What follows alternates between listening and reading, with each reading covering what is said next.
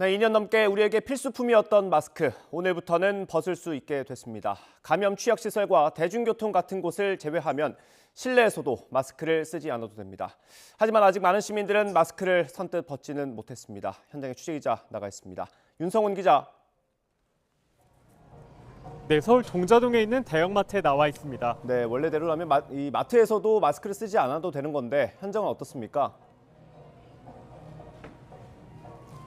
네, 제가 나와 있는 곳은 대형마트 안에 있는 과일 코너입니다.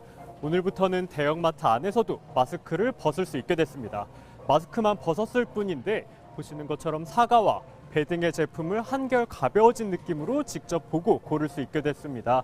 또 이쪽에는 레몬과 오렌지 같은 향이 많은 과일들도 직접 볼 수 있는데요. 오렌지 같은 과일의 향을 직접 맡아보고 제품을 고를 수 있어 시민들의 실속도 한결 커질 것으로 보입니다. 고기를 사러 이곳을 찾았다는 고등학생들은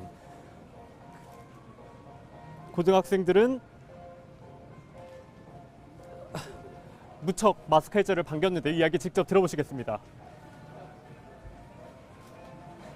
김이 차가지고 막 물건 보기도 힘들고 그랬는데 마스크 벗으니까 훨씬 편한 것 같아요. 막 안경에 김도 안 차고 막 돌아다니면서 편하고 숨쉬기도 편하고. 그러나 이곳을 이용하는 시민들 대부분은 아직 마스크를 착용하고 있습니다. 감염 가능성을 우려하고 있기 때문인데요. 시민 이야기 직접 들어보시죠. 그냥 예방 차원에서 쓰고요. 뭐 나이도 70이나 되고 아직은 코로나가 나오고 있고 감기도 무섭고 그래서 쓰거든요.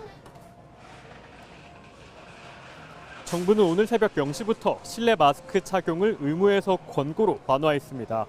코로나19 감염 확산을 우려해 마스크 착용을 의무화했던 지난 2020년 10월 이후 27개월 만입니다. 이에 따라 지하철 역사와 대형마트, 백화점, 헬스장에서도 마스크를 벗을 수 있습니다. 땀에 젖은 마스크를 쓰고 운동하면서 느껴야 했던 불쾌감이 해소될 것으로 보입니다. 다만 마스크를 반드시 착용해야 하는 곳도 아직 남아 있습니다. 우선 대중교통을 탑승할 때입니다. 지하철 역사나 버스 정류장에선 마스크를 벗어도 되지만 지하철이나 버스, 택시를 타선 마스크를 반드시 써야 합니다. 또 병원, 약국, 장기 요양기관 등 감염 취약시설에서도 마스크를 착용해야 합니다. 마트 안에 약국이 있는 경우를 가정해 본다면 마트 내 다른 구역에서는 마스크를 벗고 다니다 약국을 이용할 때는 다시 마스크를 써야 한다는 뜻입니다. 실내 마스크 착용 의무가 해제됐다고 마스크를 갖고 다니지 않다간 시설을 이용하는 데 불편을 겪을 수도 있을 것으로 보입니다.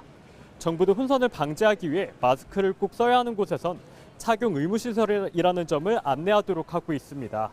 지금까지 실내 마스크 착용 의무가 해제된 첫날, 서울 동자동에 있는 대형마트에서 YTN 윤성훈입니다. 이렇게 마스크 착용 의무가 사라지면서 은행 영업시간도 예전으로 돌아갔습니다. 1년 6개월 만인데 노조가 반발하고 있어서 변수가 될 걸로 보입니다. 취재기자 연결합니다. 조태현 기자. 네, 조태현입니다. 네, 오늘은 9시부터 은행 영업이 시작된 겁니까? 맞습니다. 주요 시중은행들이 지난주에 영업시간 정상화와 관련한 지침을 사내에 공지했습니다.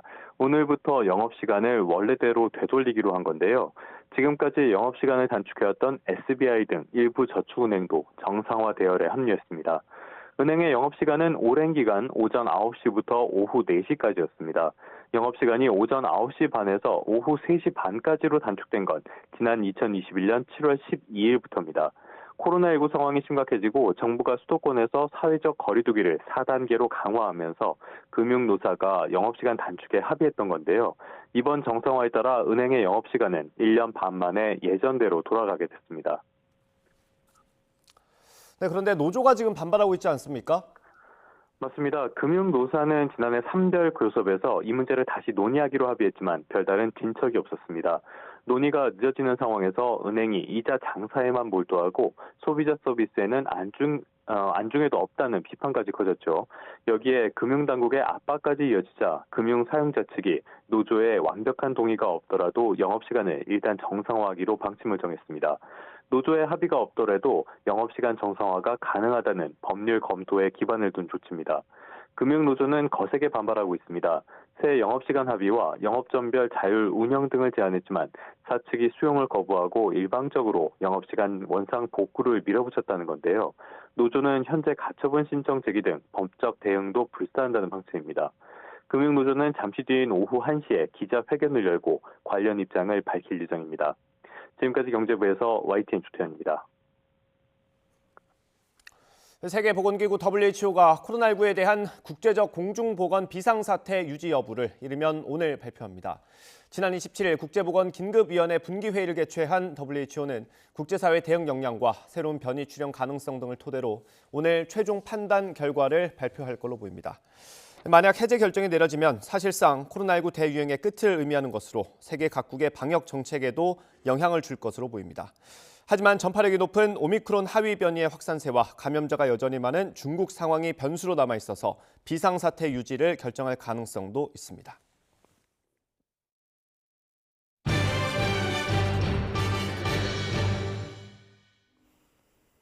더불어민주당 이재명 대표가 검찰의 추가 소환 요구에 대해 또 가겠다면서도 검찰 수사를 거듭 정치 행위라고 비판했습니다.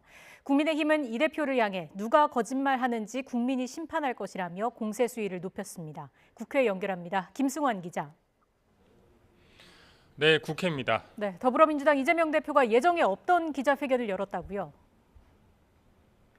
네, 이재명 대표는 오늘 오전 기자회견을 열고 검찰의 소환 목적을 진실규명이 아닌 모욕을 주기 위한 정치 행위로 규정했습니다. 그러면서 자신이 대선에 패배했기 때문에 대가를 치르는 것이라 생각한다며 검찰의 소환 요구에 다시 응하겠다고 밝혔습니다. 승자의 발길질을 당하고 또 밟힌다 한들 우리 그 국민들의 고통에 비교하겠습니까? 그렇게 간절하게 저를 재차 소환하고 싶어 하니 또 가겠습니다. 더불어민주당은 이번 주말 윤석열 정부를 규탄하기 위한 서울에서 대규모 국민보고대회를 열어 장외 여론전에 나서는데 사실상 이 대표 수사에 대한 맞불 성격으로 풀이됩니다. 또 이에 더해 김건희 여사의 주가 조작 연루 의혹을 다룰 전담팀을 다음 달 1일 출범시키기로 했습니다. 이재명 대표의 소환 조사에 대해서 국민의힘 지도부는 일제히 비판적인 입장을 냈다고요. 네, 정진석 비대위원장은 오늘 아침 회의 모두 발언에서 이 대표가 죄가 없다고 펄펄 뛰며 검사의 질문에 입을 닫는 건 어떻게 이해해야 하느냐고 꼬집었습니다. 이재명 대표와 검찰 둘 중 하나는 국민들에게 거짓말을 하고 있습니다. 국민들은 기필코 판단하고 심판할 것입니다. 주호영 원내대표도 이 대표가 혼자 살아남기 위해 100만 민주당원들을 구렁텅이로 빠뜨렸다면서 억울하면 뭐가 억울한지 조목조목 밝히라고 촉구했습니다. 이런 가운데 국민의힘 당권 주자들은 오늘 수도권 공약에 집중합니다. 김기현 의원은 오늘 서울과 경기 남부 지역을 훑으면서 지지를 호소하고 안철수 의원은 오늘 인천 당원 간담회만 4곳을 소화한 뒤 내일도 서울에서 당원들과 만납니다. 자, 마지막으로 오늘 본회의 소식도 다뤄보겠습니다. 오늘 가장 핵심이 되는 건 양곡관리법이죠.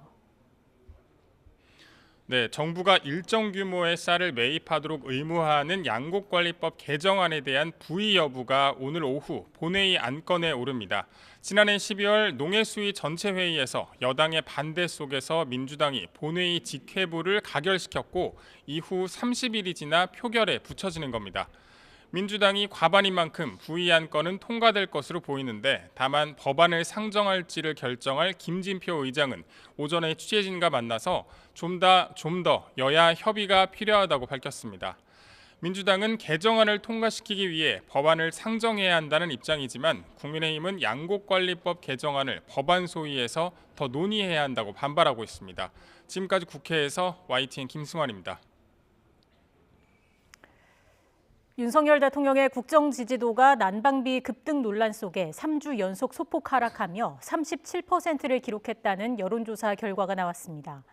리얼미터가 미디어 트리뷴 의뢰로 지난 25일부터 27일까지 사흘 동안 전국 만 18세 이상 남녀 1,504명에게 물은 결과 윤 대통령의 국정수행 긍정평가는 일주일 전보다 1.7%포인트 떨어진 37%로 집계됐습니다. 부정평가는 전주보다 1%포인트 오른 59.8%였습니다.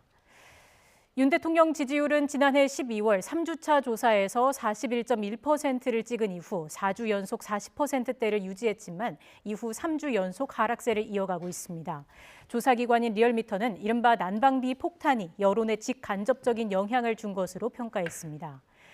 정당 지지도에서 국민의힘은 지난주보다 1.6%포인트 하락한 38.6%, 더불어민주당은 2.1%포인트 오른 45.4%로 집계돼 격차가 오차 범위 밖으로 벌어졌습니다. 자세한 사항은 리얼미터나 중앙선거 여론조사 심의위원회 홈페이지를 참조하면 됩니다.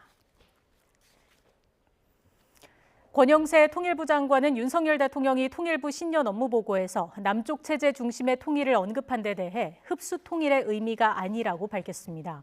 권 장관은 KBS 라디오 최경영의 최강시사에 출연해 체제가 다른 두 사회가 통일할 때 성공한 체제를 기준으로 해서 통일해야 한다는 원칙을 대통령이 말씀하신 것이라며 이같이 말했습니다.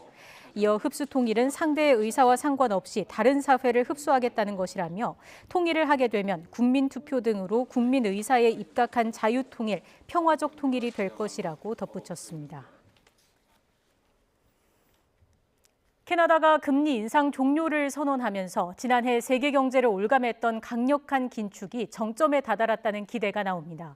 이번 주 미국이 새해 첫 FOMC에서 금리 인상폭을 또 한 번 좁히는 데 이어 인상 종료 시점을 논의할 것이라는 전망이 나오는데 그렇게 되면 우리로서도 부담이 한층 덜어질 것으로 보입니다. 김지선 기자의 보도입니다. 최근 소비자 물가에 이어 생산자 물가 지수도 큰 폭으로 하락한 미국. 물가 잡겠다며 전례 없이 높였던 금리 인상 속도를 낮출 거란 기대감이 한층 커졌습니다. 지난해 12월 4연속 자이언트 스텝의 보폭을 한 단계 줄인 데 이어 이번 주 연방공개시장위원회 FOMC에서 0.25%포인트만 올릴 거라는 겁니다. 물가지수 자체가 우리가 급격하게 떨어지고 있지는 않지만 예측한 대로는 가고 있다는 그런 특성. 시장에서는 거의 0.25%포인트를 올리는 베이비 스텝이 가장 유력하다. 거의 100%까지 보는. 나아가 이번 회의에서 금리 동결 논의가 시작될 거란 전망도 나왔습니다. 미국 월스트리트 저널은 연준이 이번 주 금리 인상 중단 조건을 논의할 거라고 보도했습니다. 연준이 금리 인상을 중단 조건을 이번 주 열리는 검토회에서 시작을 한다. 이렇게 썼어요. 이 양반의 사실상 별명은 연준 비공식 대변인입니다. 현재까지 공개된 점도표상 미국의 최종 예상금리 상단은 5.25%. 현재 4.5%에서 두세 차례 더 인상해야 나오는 숫자인데 예상보다 빨리 멈출 수도 있는 겁니다. 캐나다가 G7 국가 가운데 처음으로 금리 인상 종료를 선언한 것도 강력한 긴축의 끝이 보인다는 전망에 힘을 싣고 있습니다. 한국은행으로선 자금의 해외 유출을 일으킬 수도 있는 한미 간 금리 격차에 대한 부담이 한층 줄었습니다. 지금은 미국이 이제 페이스를 조정하기 시작했고 기본적으로는 국내 상황을 보면서 금리 결정을 할 수 있는 여건이 마련됐다고 생각합니다. 미국이 당장 긴축 페달에서 발을 떼진 않더라도 우리는 국내 물가와 경기 상황을 보며 통화 정책을 펼칠 여력이 더 높아진 셈입니다. YTN 김지선입니다. 시중은행이 취급하는 주요 대출 상품의 연체율이 상승하는 추세인 것으로 나타났습니다. KB국민과 신한, 하나, 우리, NH농협 등 5대 시중은행의 지난해 12월 기준 가계와 기업 대출 연체율 평균은 3개월 전보다 모두 상승했습니다. 이는 한국은행이 잇따라 기준금리를 높이면서 이자 부담이 갑자기 급증하자 한계 상황에 내몰린 가계와 기업이 늘어난 결과로 풀이됩니다. 지난해 3분기 도시근로자 가구의 연료비 지출이 1년 전보다 11% 넘게 늘었습니다. 통계청 가계동향조사와 국가통계포털을 보면 지난해 7월부터 9월 도시근로자 가구의 연료비 지출은 한 달 평균 6만 6,714원으로 1년 전보다 11.7% 늘었습니다. 특히 월세로 사는 도시 근로자 가구의 연료비는 52,359원으로 19.4% 급등해 증가폭이 가장 컸습니다. 겨울철 전력 수요가 늘고 전기료가 인상된 점을 고려하면 지난해 4분기 이후 연료비 부담은 더 커졌을 것으로 보입니다. 주택 매매 가격과 전세값이 동반 하락하면서 전세 계약을 갱신할 때 보증금을 낮추는 감액 계약 사례가 증가했습니다. 세입자를 구하기 어려워진 집주인이 집을 비우는 쪽보다는 보증금을 일부 반환하는 쪽을 택하고 있습니다. 최기성 기자가 취재했습니다. 계약갱신 청구권이 시행되면서 전세 품귀 현상을 빚고 있는 데다 집주인들이 새로 계약을 맺을 땐 전세값을 크게 올리고 있기 때문입니다. 부동산 가격이 한창 오르던 때 재계약하면 보증금을 5% 내에서만 올릴 수 있는 계약갱신 청구권은 세입자 안전장치였습니다. 하지만 집값이 낮아지면서 분위기가 바뀌었습니다. 서울 강동구 한 아파트 전용 면적 84제곱미터는 지난해 12월 7억 원의 전세 재계약이 이뤄졌습니다. 2년 전보다 2억 5천만 원 낮은 금액입니다. 시세에 따라가는 거죠. 사회적인 분위기 따라가는 거고 맞춰줄 수밖에 없는 그런 상황인 거고 임대인 입장에서는. 서울 송파구 한 아파트 전용 84제곱미터도 이번 달 초 집주인이 임차인에게 3억 원을 반환하고 재계약했습니다. 아무래도 이제 매매가가 떨어지고 전세가도 이제 많이 떨어지다 보니까 좀 그래도 그렇겠죠. 불안감에. 1년 전과 비교하면 서울은 2만 건 넘게, 인천과 경기는 2배 이상 전세 매물이 늘었습니다. 부동산 시장 침체로 새로 들어올 세입자가 구해지지 않자 보증금을 돌려주기 어려워진 집주인은 감액해서라도 계약을 유지하고 있습니다. 계약 만기가 되면 돌려줘야 되는 의무가 있기 때문에 부담이 굉장히 큰데 이게 계약갱신 기간 중에도 요구할 수 있기 때문에 집주인들 부담은 상상 이상으로 굉장히 큽니다. 감액갱신 계약 비율은 지난해 1분기 4.7%에서 4분기에는 13.1%로 급증했습니다. 보증금 감액분 마련 여력이 없는 집주인이 대출이자를 대신 내주는 이른바 여월세 사례도 나타나고 있습니다. 수급 불균형이 이어지는 가운데 대단지 아파트 입주가 예정되거나 갭 투자가 많았던 지역을 중심으로는 감액 갱신이나 여월세 계약이 늘어날 가능성이 높습니다. 갱신 청구권을 행사한 세입자는 2년을 채우지 않아도 언제든 계약 해지가 가능합니다. YTN 최기성입니다.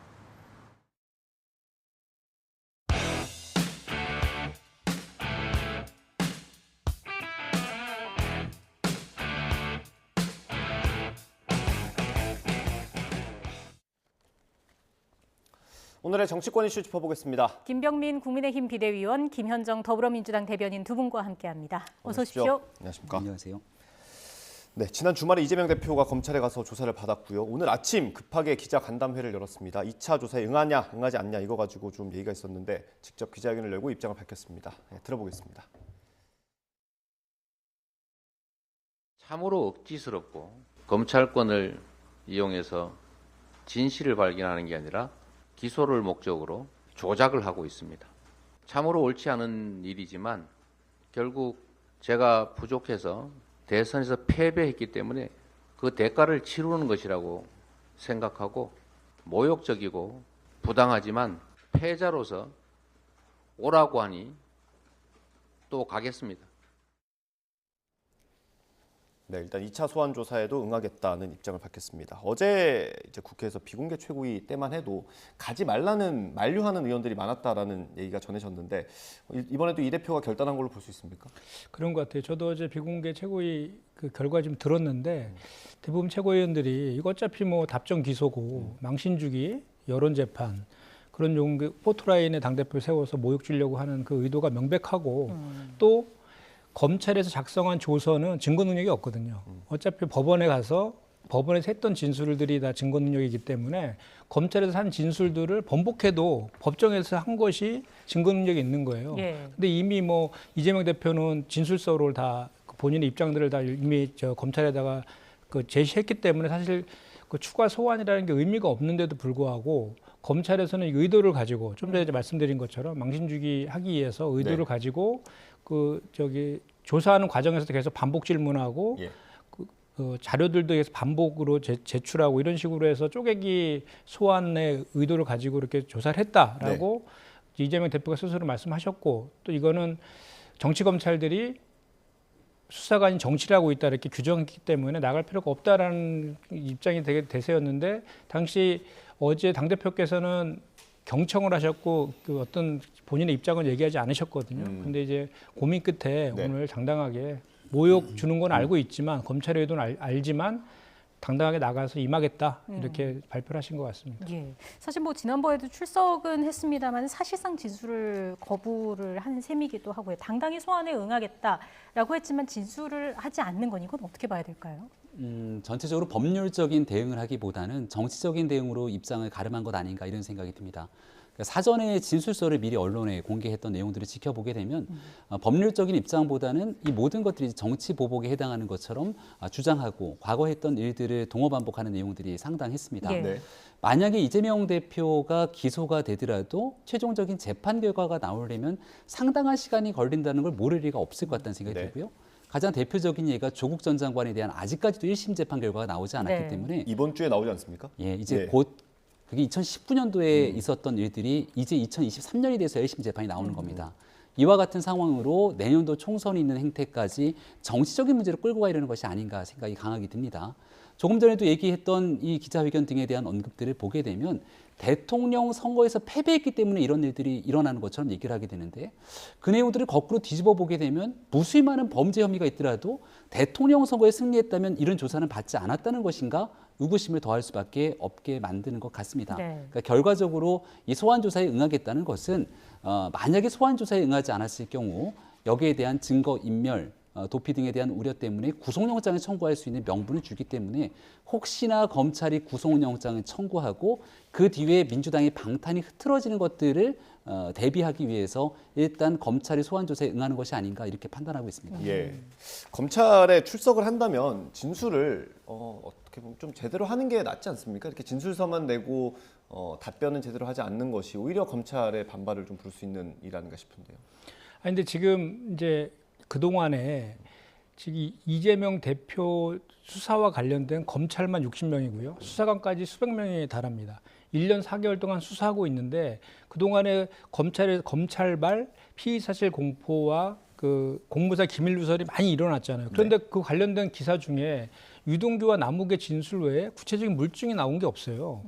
그렇다는 것은 그동안 수사를 해도 이재명 대표와 관련된 구체적인 혐의가 있지 않다라는 것인데, 그럼에도 불구하고 계속해서 기소를 시키겠다. 이재명 대표를 기소하는 게 목표인 거예요. 이미 답정 기소를 정해놓고 하는 수사이기 때문에 그런 수사에서, 그리고 어제 이재명 대표가 조사를 받아보니 검찰에서 그 의도하는 그런 질문지를 만들어 놓고 거기에 맞는 답을 유도하더라.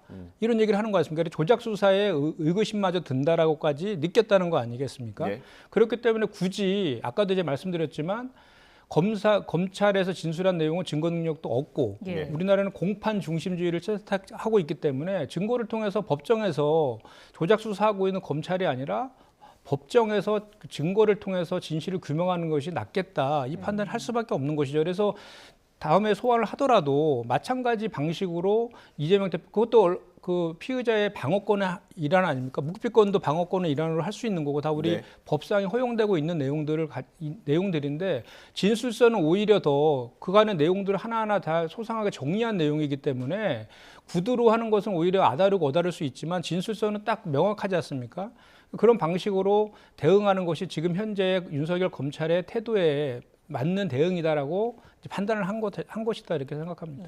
그럼 한 가지 더 소환에 응하겠다는 것 그 자체는 구속영장 청구 카드를 좀 고려한 거라고 봐야겠습니까? 사실은 전문가들의 말에 의하면 이 대장동 건 가지고 배임 등으로 구속영장을 신청할 수 없다라는 말이 많습니다. 왜냐하면 증거인멸이나 도주우려는 없지 않습니까? 그렇다면 남은 것이 범죄의 소명인데 지금 현재 검찰에서 제시하고 있는 그 대장동 일당들의 추가 공소장에서 146번 이재명 대표를 언급하면서 했던 얘기들이 뭐 428억에 대해서 보고받고 승인받았다 이 내용인데, 이 내용과 관련해서도 김만배가 유동규한테 한 얘기를 유동규가 정진상에게 전달해서 당시 이재명 성남시장에게 보고하고 승인받았다는 내용이라서 유동규의 진술밖에 없지 않습니까? 그러니까 전원 진술은 증거 능력이 없고 김만배와 정진상 실장은 이거에 대해서 부인하고 있는 상황이라서 아무런 지금 유동규의 진술 외에는 물증이 없는 그런 상황이에요. 그렇다면 범죄 소명이 된 것도 없지 않습니까? 네. 그럼에도 불구하고 저는 오히려 이 검찰에서 쪼개기 소환 한 번 더 나오라고 하는 의도는 바로 우리 이제 이재명 대표 측에서 2차 소환에 응하지 않으면 소환에 응하지 않았다는 것을 명분 삼아서 구속영장 신청을 하려고 하는 의도가 밑에 깔려 있는 것이다, 저는 그렇게 생각합니다. 예. 아까 이재명 대표가 정치적인 대응을 하고 있다고 비판을 해주셨는데 민주당에서는 검찰이 정치적이라고 비판하거든요.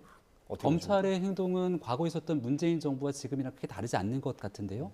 그리고 문재인 정부 들어서 국정과제 1호가 적폐청산 아니었습니까? 그 당시 있었던 무수히 많은 수사들 또 그 과정 속에서는 이른바 지금 민주당이 비판하고 있는 피의사실 공표는 지금과는 아예 비교할 수 없을 정도의 애들이 많았죠. 그때도 똑같은 방식으로 좀 비판을 하지 왜 그랬을까라고 하는 생각들이 들게 되는데 현재 적어도 나오고 있는 많은 내용들이 일부 있습니다만 명확하게 이재명 대표가 조사받는 과정에서 어떤 일이 있었는지는 우리 이재명 대표를 통해서 듣고 있지 검찰발 이른바 흘리기 여론이라든지 그런 뉴스를 전혀 접하지 못하고 있는 상황인 것 같습니다. 네.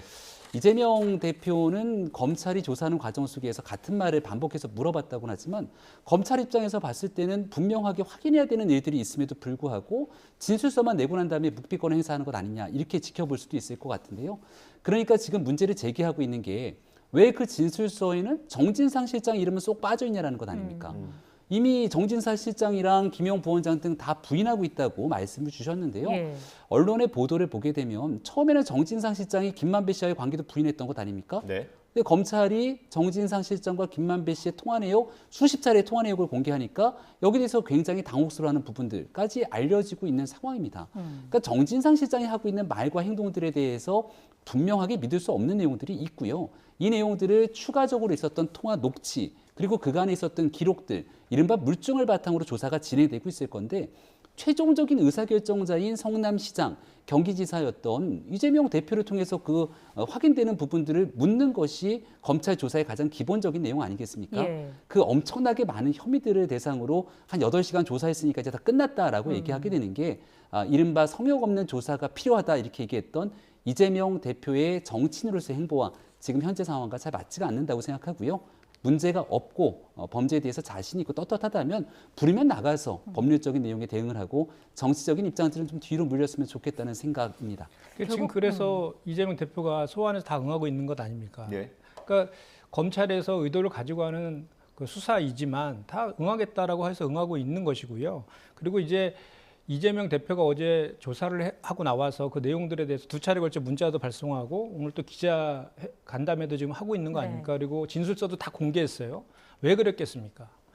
그동안에 검찰에 수사하면서 각종 피의 사실 공포하면서 수사 기밀을 다 계속 실시간으로 다 했잖아요. 그리고 지난 성남 FC 건도 마찬가지지만 이번에도 조사받은 새벽 3시에 그날 새벽 3시에 조선일보발로 단독기사 나왔잖아요. 거기에 어떤 내용을 물었고 어떻게 했던 내용까지 세세한 내용까지 다 지금 공개가 되고 있어요. 그래서 민주당에서는 조선일보는 합동 수사하느냐 이런 지적까지 저희가 하고 있는 이런 지경이에요. 이렇기 때문에 부득이하게 지금 윤석열 검찰은 아까도 제가 말씀드렸지만 수백 명의 검사와 수사관이 지금 다 지금 1년 4개월 동안 탈탈 털고 있는 그런 상황인데 이런 논리 아닙니까? 이재명 대표도 당대표이기 전에 개인 아니냐. 개인이 왜 사법 시스템 안에서 특혜를 입으려고 하느냐는 공세를 계속해서 했잖아요.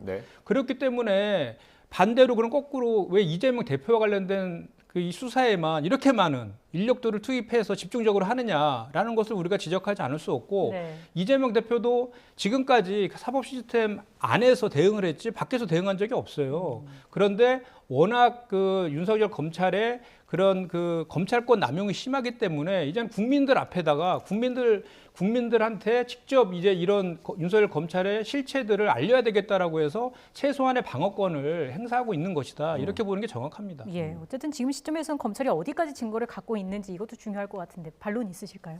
최소한의 방어권이라고 하기에는 170여 석에 달하는 거대 야당 제1당 아닙니까? 검찰의 수사권을 완전 박탈하겠다는 법안을 내고 일사천리를 통과시키는 힘을 보여줬던 게 바로 민주당의 모습이기도 합니다.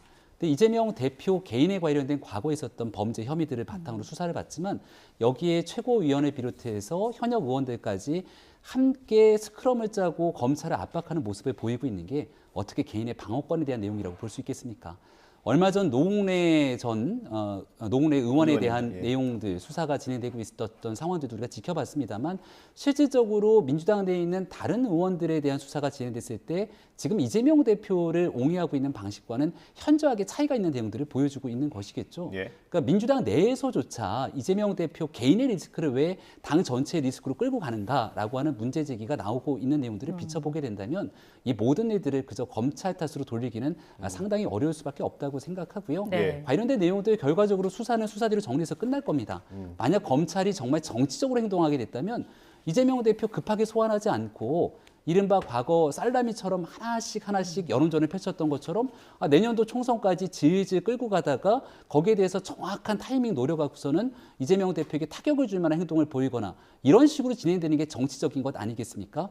김성태 전 회장이 태국에서 검거됐던 것마저도 이 검찰이 이 내용들에 대해서 정치적으로 타이밍을 맞췄다 이렇게까지 주장하게 된다면 상당한 모순 또 국민적 여론들을 얻어내기 어려운 측면들이 있기 때문에 민주당이 이재명 대표 개인에 관한 혐의, 비리 문제에 대해서 너무 당 차원에 대응하는 부분들 큰 도움이 되지 않을 거라는 말씀 거듭드립니다. 네, 저도 이거 좀 덧붙여야 될 것 같은데요. 살라미 전법은 검찰이 쓰고 있죠, 지금. 네, 그렇게 쓸 수 있었을 거라는 얘기를 해주신 겁니다. 그러니까 한번 보십시오. 우리가 한번 복기를 해보면 대장동 건으로 2001년 10월 달에 재판이 시작됐어요. 유동규에 대해서. 배임과 뇌물, 특가법상 뇌물로 재판을 해서 60여 차례 1년 동안 재판을 했어요. 1년 동안 아무것도 그렇게 재판을 하다가 갑자기 2020년 10월 달에 이제 7월 달에 수사 검사들이 다 윤석열 라인 그리고 박영수 특검 있던 실무 검사했던 사람들로 바뀌고 정권이 바뀐 다음에 갑자기 2022년 10월 달에 대선 자금 전달, 불법 대선 자금으로 바뀌어요. 횡령과 특가법상의 내부는 없어지고 그러면서 유동규를 풀어줍니다. 석방을 해줘요. 그 당시에 그 석방과 관련해서도 엄청나게 많은 의구심들이 있었죠. 유동규가 형량을 낮추기 위해서 검찰과 딜을 해서 조작 수사에 지금 협조하고 있다. 그 이유 중에 든 것이 뭐냐면 불법 대선 자금을 전달했다라고 자백을 했는데 범죄를 자백을 했어요. 그리고 유래 신도시권도 추가 기소를 했는데 구속을 연장시키는 게 당연한데 연장시키지 않고 풀어줬단 말입니다. 그거에 대해서 문제 제기했을 때 당시 중앙지검장이 구속영장 신청했는데 법원에서 반려됐다 이렇게 얘기했는데 그거 중앙지방법원장이 국감에 나와서 아니다라고 신청한 적 없다라고 해서 그 거짓말한 게 들통났거든요. 그 이후에 계속해서 유동규와 남욱의 진술만으로 계속해서 그 소환하고 조사하고 이런 게 반복됐단 말이죠.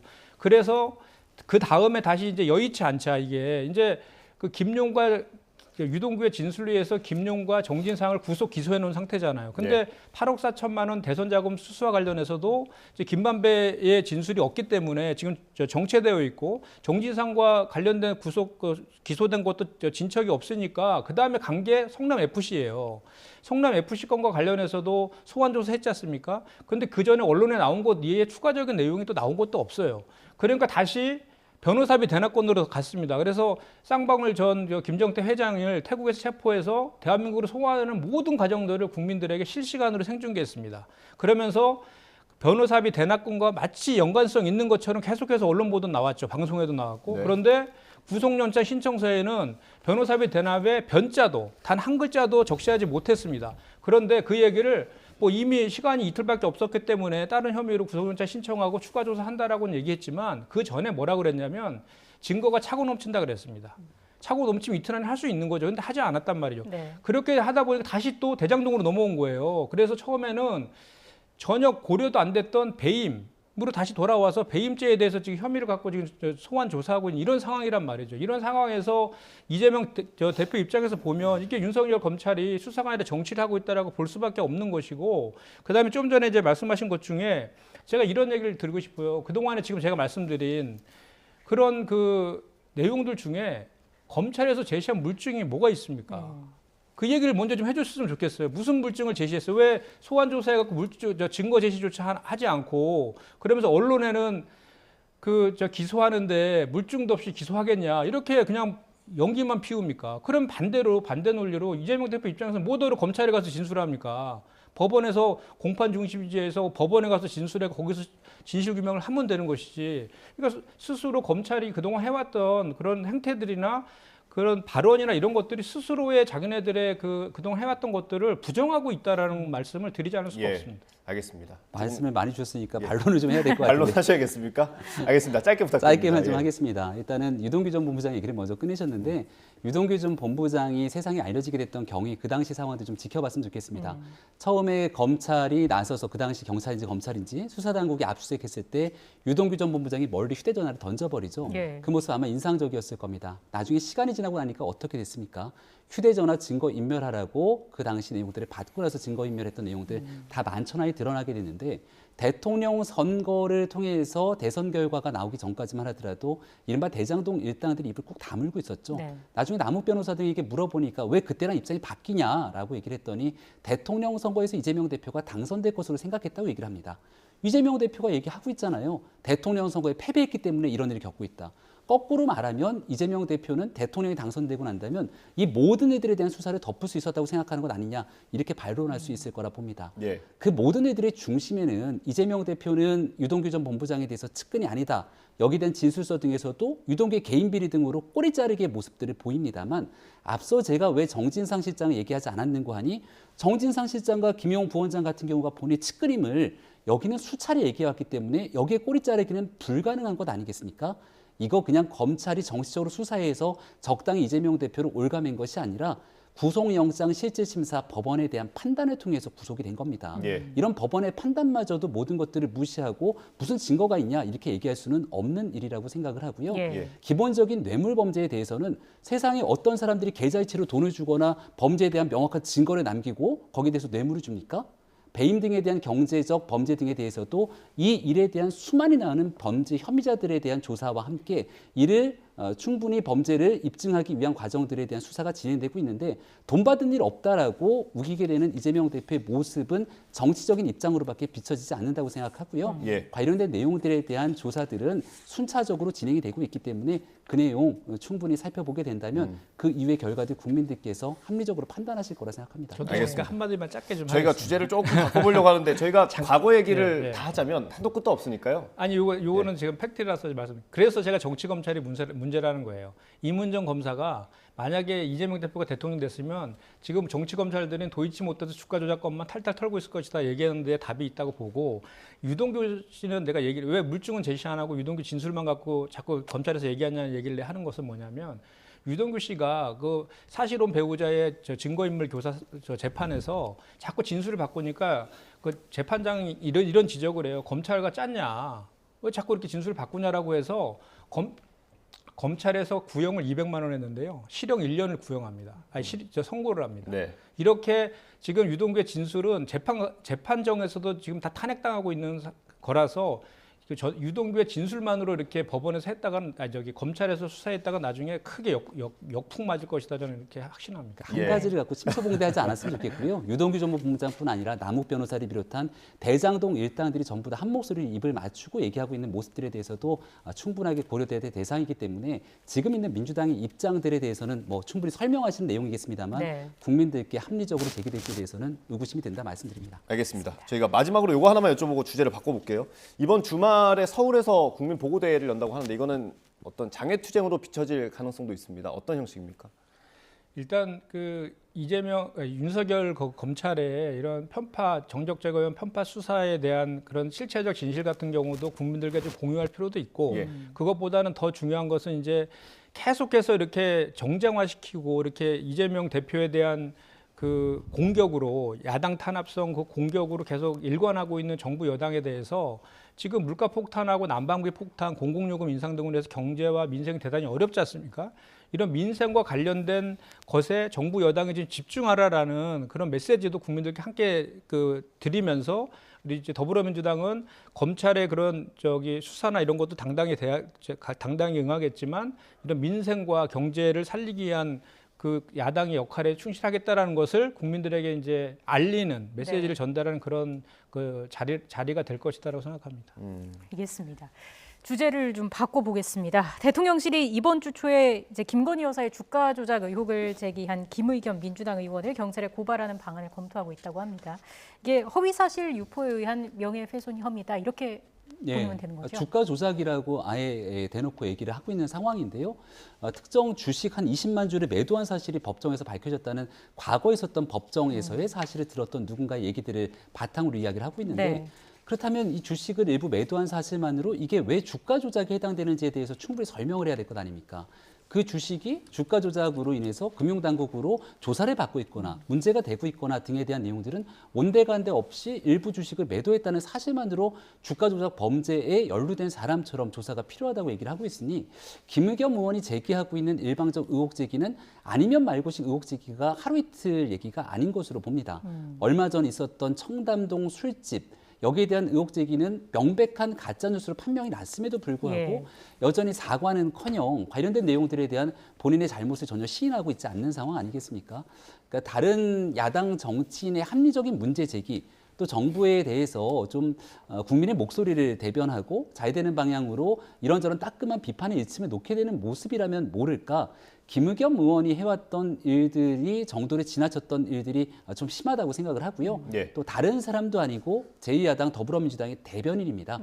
대변인 역할을 하고 있는 인사가 이 같은 내용들을 만천하에 가짜뉴스성 성격으로 언급하게 되니 여기에 대해서는 좀 강경 대응이 불가피하다고 판단한 것 같습니다. 알겠습니다. 이게 도이치모터스 주가 조작 사건 재판에서 이런 얘기들이 나왔다는 거고요. 김건희 여사 이름이 나왔다는 거고요.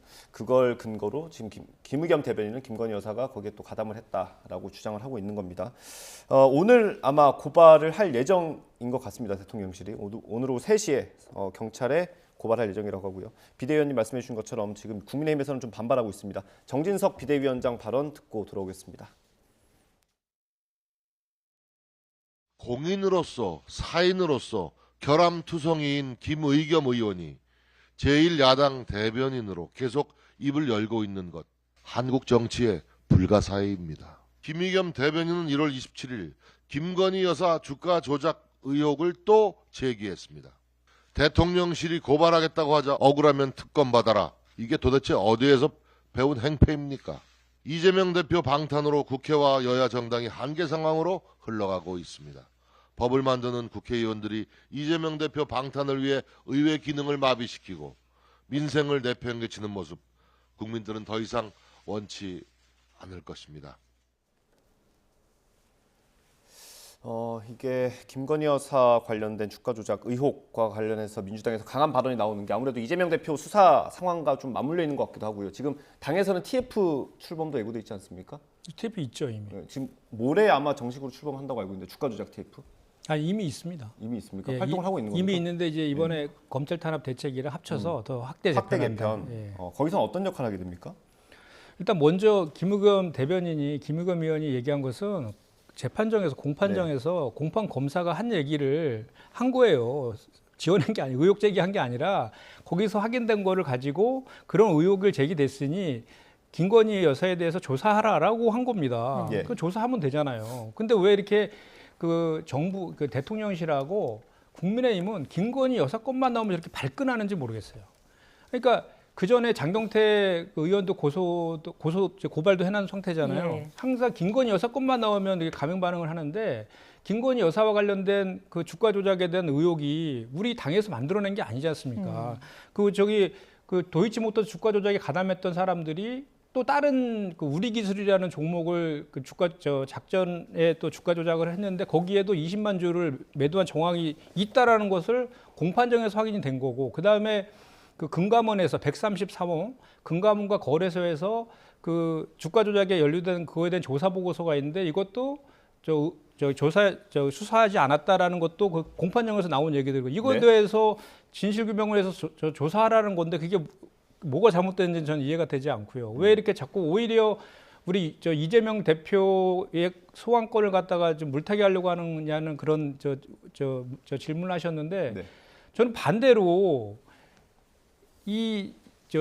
김건희 여사 건과 관련해서 정부 여당 저렇게 강하게 발끈하니까 오히려 더 판을 더 키우는 것은 정부 여당 같아요. 우리가 하는 것이 아니라. 그래서 저거는 그냥 지금 아까 제가 말씀드린 것처럼 수백 명의 검사와 수사관들이 이재명 대표 조사하고 있지 않습니까? 못지않게 살아있는 권력에 대해서 공정한 수사를 했다라는 그 평을 받아서 대통령이 되신 윤석열 대통령께서 본인의 부인과 관련된 건에서도 그런 모습들을 보여줬을 때 법치가 대한민국 국민들한테 공정하다라는 것이 인식되지 않겠습니까? 네. 그렇기 때문에 우리 더불어민주당에서는 각종 의혹들에 대해서 소환 조사 한 번 하지 않으니까 특검을 통해서라도 밝혀야 된다라고 하고 있는 것입니다. 예.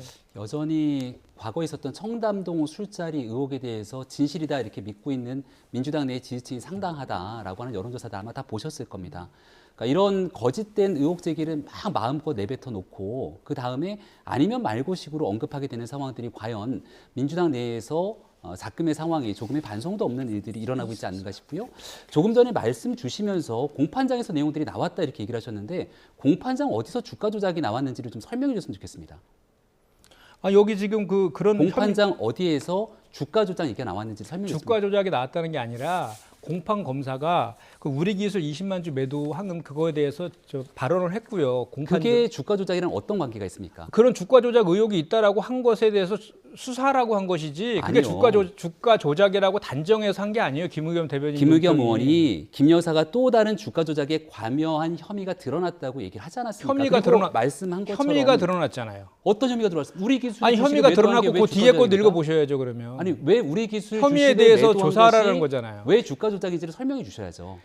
그 공판장에서 나온 그 진술 발언을 가지고 조사하라는 건데 왜 주가 조작입니까? 거기에 대한 없는 죄까지 만들어서 이재명 대표는 탈탈 털면서 공판장에서 나온 그 발언을 가지고 그 발언의 진위에 대해서 조사하라는 게 뭐가 문제인지는 이해를 못하겠다니까요. 발언에 대해서 말씀하셨던 내용들을 집에 돌아가셔서 다시 한번 오늘 YTN 발언하셨던 거를 돌려보시기를 바라고요. 공판장에서 주가 조작이 있었다는 식으로 말씀을 주셔놓고 지금 와서 말을 바꿔서 여기에 대한 20만 주 매도됐던 내용들만 갖고 있는데 그 의혹 제기를 못하냐는 식으로 얘기하면 어떡합니까? 관련된 내용 속에서 일부 주식을 매도했던 내용이 어떻게 주가 조작으로 연결질 수 있는지를 김의겸 의원이 설명을 해주셔야 되는데 제가 여기 그런 내용들을 얘기하지 않고 일방적으로 주가 조작에 대한 의혹이다 얘기를 하게 되면 제가 그러니까 팩트 갖고 제 김의겸 의원이 쓰는 논평을 제가 읽어드릴게요. 네. 이렇게 돼 있잖아요. 김건희 여사가 또 다른 주가 조작에 관여한 혐의가 드러났습니다.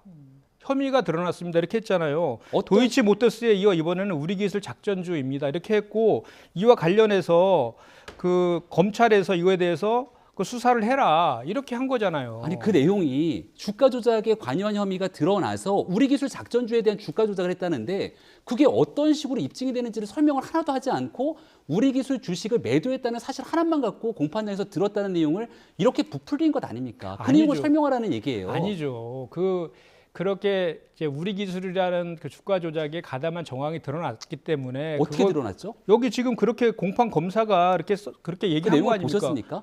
그 공판 검사가 그 재판장에서 얘기했다지 않습니까? 내용들을 확인하지 않고 우리 기술 주식 20만 주를 매도한 거 같고. 제 말은 지금 자꾸 말을 이렇게 꼬우는데 그게 아니라 본질은 뭐냐면 그런 내용들이 재판장에서 언급이 됐는데 그 언급이 된 것에 대해서 사실 여부를 확인해야 되지 않겠습니까? 그걸 확인하기 위해서 수사가 필요하니 그 수사하라고 촉구한 게 어떻게 제가 주가 조작했다고 단정한 겁니까? 우리가 단정했다 그래서 김의겸 대변인이 단정해갖고 그걸 처벌할 수 있는 권한이 있는 것도 아닌데 그건 아니잖아요. 김의겸 의원인이 주가 조작에 관여한 혐의가 드러났다고 단정한 사실을 인정하십니까? 지금 무슨 말씀이세요? 좀 전에 제가 말씀드렸는데 내용을 또 다른 주가 조작에 관여한 혐의가 드러났다고 얘기했는데 그조차 인정하지 않으시면 어떻게 대화가 됩니까? 언론보도에서 보면 언론보도의 공판 과정을 설명한 언론보도가 있습니다. 거기 보면 이제 공판 과정에서 작전 세력이 우리 기술 주식을 사고 팔고 했는데 거기에 김건희 여사 이름이 나온다라는 걸 아마 김의겸 의원이 보고 그걸 토대로 이렇게 논평을 한 것 같고요.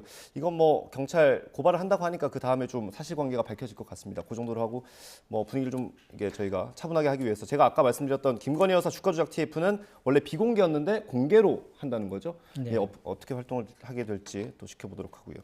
김건희 여사가 지난주 금요일이었나요? 여당 여성 의원들과 오찬을 하지 않았습니까? 네. 이건 본격적으로 좀 정치 행보하는 거 아니냐 이런 얘기들도 있는데 어떻게 봐야 될까요? 과거에 김정숙 여사가 청와대에 있을 때도 여당의 여성 의원들이 초청해서 이제 오찬 등을 했던 기억들이 납니다. 자연스럽게 여당에 있는 여성 의원들과 같이 식사를 나누면서 여러 가지 사회 현안들, 특히 또 어려운 대한민국 국민들에 대한 뭐 이야기들을 나누지 않았을까 생각을 하는데요. 순차적으로 윤석열 대통령도 관저에서 오찬 만찬 등을 갖고 여러 가지 스킨십들을 좀 가지는 것 같고요. 네. 또 김건희 여사도 윤석열 대통령이 다 만나지 못하는 인사들이 있다면 함께 옆에서 배우자 역할들을 하는 과정들의 일환으로 있지 않는가 생각합니다. 예. 이 시점이 또 전당대회 바로 또 전이잖아요. 그렇기 때문에 뭐 일종의 집안 단속 아니냐 이런 평가들도 나오고 있는 것 같고요. 네, 대통령과 집권당에 있는 국회의원들은 거의 다 모든 사람들이 국정 운영의 성공을 위해서 함께 움직여야 될 동반자 또 동지적 관계에 있다고 저는 생각을 합니다.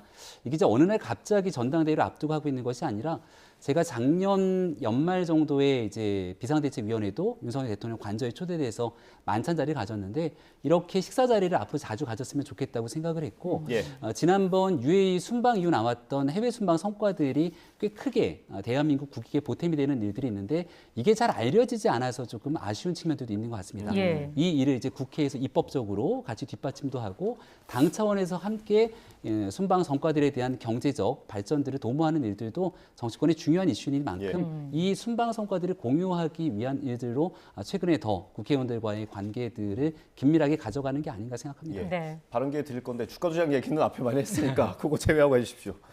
네, 어떻게 보셨어요? 김건희 여사 이렇게 오찬하고 하는 거.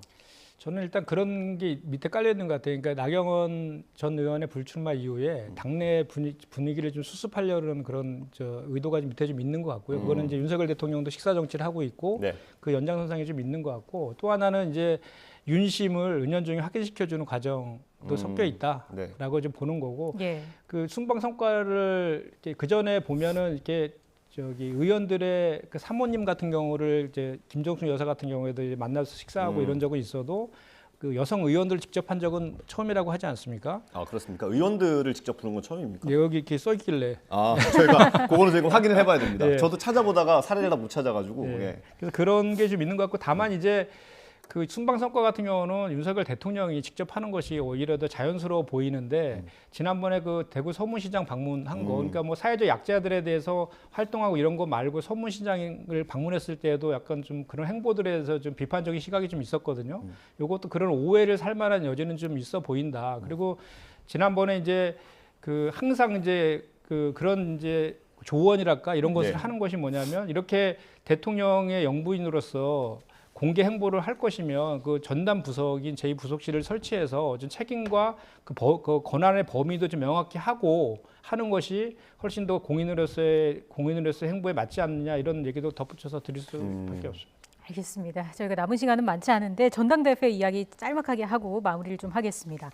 나경원 전 의원 불출마 선언을 했음에도 불구하고 계속해서 많은 관심을 끌고 있습니다. 공개석상의 모습을 나흘 만에 보였는데 뭐 특별한 메시지는 없었습니다만은 주목을 받았습니다. 이게 바로 지금 양강 구도를 형성하고 있기 때문에 여기서 나 전 의원이 어떤 결심을 하느냐가 또 전대 구도에 큰 영향을 미칠 수 있기 때문이겠죠. 네, 나경원 전 의원이 나름대로의 유의미한 영향력들을 행사했던 적들이 있기 때문에 특정 후보의 손을 들어주거나 전당대회에 깊이 관여하게 된다면 그로 인해서 또 일부 요동치는 경우들도 있지 않겠는가 바라보는 것 같습니다.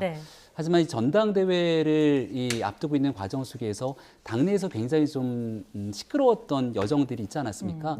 지금 만나고 있는 사람들도 그동안 이제 고생했던 기자들에 대한 격려 차원에서 식사를 가지는 자리로 알려져 있는 것 같은데 아마 지금 나경원 전 의원으로서는 당 내에서 입었던 다소의 상처들을 좀 회복하고 오히려 본인이 불출마 선언하면서 얘기했던 게 당의 화합과 단결을 얘기하면서 선당후사를 언급했기 때문에 이번 전당대회가 특정인의 손을 들어주면서 누군가의 유불리를 얘기하기보다는 오히려 당이 좀 긍정적인 방향으로 전당대회가 흘러갈 수 있도록 뒤에서 격려하고 지지하는 역할 정도에 그치지 않을까 생각합니다.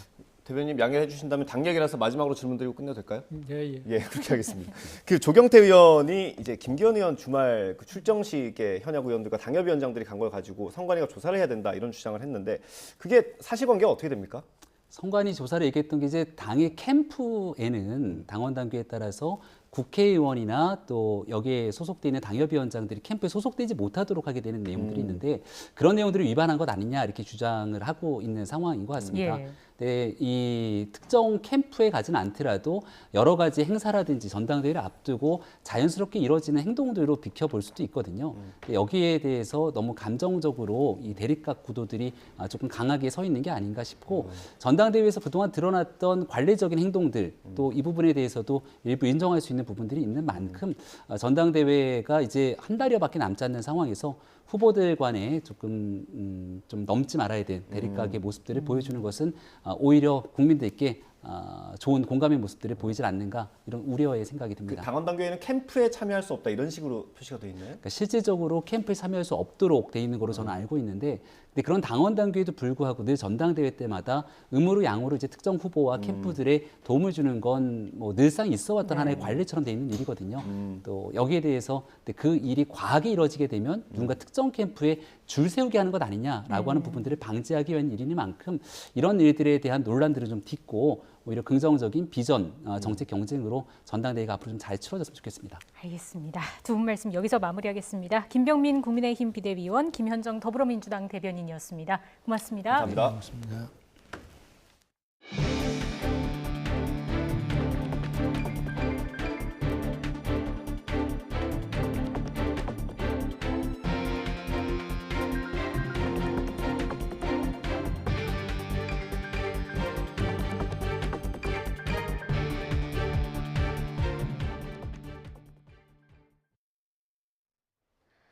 (1월의) 끝자락에서 계절의 시계가 제자리를 되찾았습니다. 오늘 아침 영하 4.4도를 기록한 서울 기온, 한낮에도 영상 3도까지 올라 예년 수준 보이겠고요. 남부지방도 광주가 영상 6도까지 오르겠습니다. 오늘 전국이 대체로 맑겠고 대기질도 무난하겠습니다. 다만 산간이나 이면도로에는 여전히 도로 살얼음이 남아있어 빙판길 조심하셔야겠습니다. 동쪽 지역은 대기가 무척 건조합니다. 특히 강원 동해와 삼척, 울산에는 건조 경보가 발효 중이니까요. 산불 등 대형 화재가 발생하지 않도록 각별히 유의하시기 바랍니다. 오늘 낮 기온은 어제와 비슷하거나 조금 낮겠습니다. 서울 3도, 대전 5도, 부산 7도가 예상됩니다. 내일 오후부터 모레 새벽 사이에는 경기 북부와 강원도에 비나 눈이 조금 내리겠고요. 서울 등 수도권에도 눈이 날리는 곳이 있겠습니다. 당분간 큰 추위는 없겠습니다. 날씨였습니다. 이어서 뉴스앤이슈 2부가 방송됩니다. 저희는 잠시 뒤에 돌아오겠습니다.